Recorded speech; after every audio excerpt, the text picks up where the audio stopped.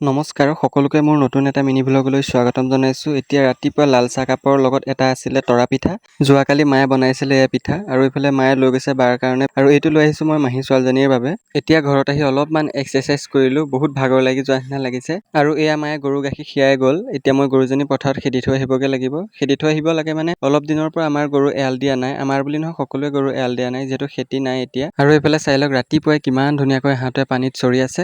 এতিয়া আহিলোঁ মই ঘৰ পাই ফেনখন ঠিক কৰি ল'বলৈ আহিলোঁ। মোৰ ভিডিঅ'সমূহ যিসকলে ৰেগুলাৰ চাই আছে সেইসকলে নিশ্চয় গম পায় মই সিদিনা ফেনখন নমাইছিলোঁ। ফেনখন বহুত শ্ল'লি ঘূৰিছিলে, সেইকাৰণে কেপাচিটি এটা লগাবলগীয়া আছিলে আৰু সেইটো লগাবৰ বাবে 2-3 দিনে মানুহক খাতিৰ কৰি থাকিবলগীয়া হৈছে। অৱশেষত মই নিজেই লগাবলগীয়া হ'ল। মই জানো কিন্তু মায়ে লগাব নিদিয়ে, ভয় কৰে। লাগিলে পইচাই যাওক কিন্তু মোক কৰিবলৈ নিদিয়ে। কিন্তু এতিয়া উপায় নাইকিয়া দুখত মই লগাবলগীয়া হ'ল। এইফালে ফেনখন লগাই চালোঁ, বহুত স্পীড ঘূৰিছে। মানুহে কিন্তু কিবা এটা কাম জানিলে বহুত বেছি কৰি দিয়ে। বাৰু বাদ দিয়ক সেইবিলাক কথা। এতিয়া বিচনাৰ পৰা চকীখন নমালোঁ আৰু ভালদৰে বিচনাখন জোকাৰি দিলোঁ। আৰু এই স্ক্ৰুড্ৰাইভাৰটো আনিছিলে মায়ে মাহীহঁতৰ ঘৰৰ পৰা আৰু টেপটো চৌকেছত থৈ মই স্ক্ৰুড্ৰাইভাৰটো দিবলৈ আহিলোঁ মাহীহঁতৰ ঘৰত। আৰু এইফালে ৰাস্তাটো ইমানেই গৰম হৈ আছে, ভালদৰে ভৰি দিব পৰা নাই, মানে ৰ'দটো বহুত চোকা চাই লওক। আৰু স্ক্ৰুড্ৰাইভাৰটো দি অহাৰ পিছতে ঘৰত দেখিছোঁ এটা পুৰণা প্লাগ আছিলে, এইটোৱে লগাব পাৰিম ফেনখনৰ ৱাৰকেইডালত। যিহেতু বৰ্ডৰ সৈতে ফিটিং নাই ফেনখন, সেইকাৰণে মই কাচি এখনকে লৈ ভালদৰে ফিটিং কৰি ল'বলৈ চেষ্টা কৰি এয়া চাই লওক হৈ গ'ল। এতিয়া আৰু ভয় নালাগে আৰু শ্বৰ্ট মাৰিব বুলি। এতিয়া প্ৰায় 11:30মান বাজিছে, ময়ো গা পা ধুই আহিলোঁ আৰু এইফালে মায়ে সৰিয়হ ৰ'দত দি আছে খাৱলি বনাবৰ কাৰণে। এতিয়া প্ৰায় 12টামান বাজিব হৈছে, মায়ে এইফালে ভাত চব্জি উলিয়াই আছে।